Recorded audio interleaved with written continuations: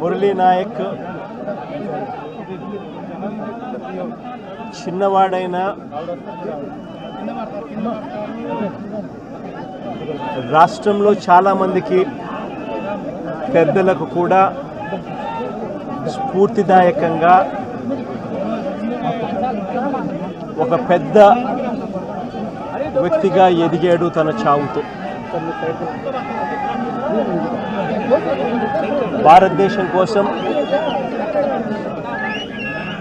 తాను పోరాడుతూ తన చావు వల్ల అనేక మంది మిగిలిన అన్నదమ్ములు అక్కచెల్లెమ్మలకు రక్షణిస్తూ తాను ప్రాణాలు కోల్పోయాడు. అలాంటి మురళిని తేడమైతే వెనక్కి తాలేము, కానీ మురళి చేసిన త్యాగానికైతే మాత్రం ఆంధ్ర రాష్ట్రంలో ఉన్న ప్రతి ఒక్కరం కూడా మురళికి ఇప్పటికీ కూడా రుణపడే ఉంటాం. రాష్ట్ర ప్రభుత్వం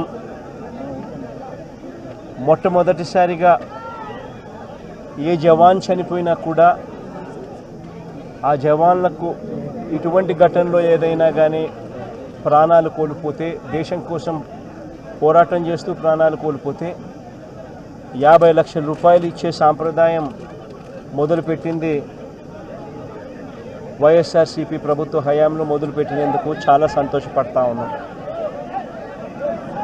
ఆ సాంప్రదాయాన్ని కొనసాగిస్తూ ఇప్పటి ప్రభుత్వం కూడా 50 లక్షల రూపాయలు మురళి కుటుంబానికి ఇవ్వడానికి ముందుకొచ్చినందుకు ఈ ప్రభుత్వానికి కూడా కృతజ్ఞతలే. పార్టీ తరపు నుంచి అన్ని రకాలుగా మురళికి అండగా తోడుగా ఉంటాం.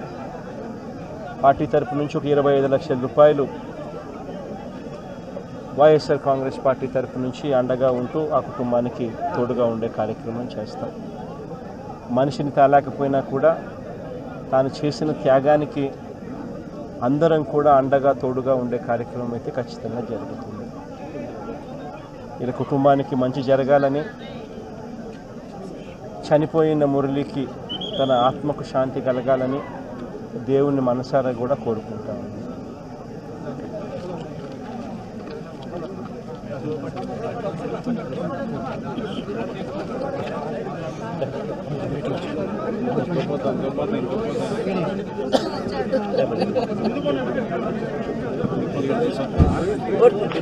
కోటి ధన్యవాదాలు సార్.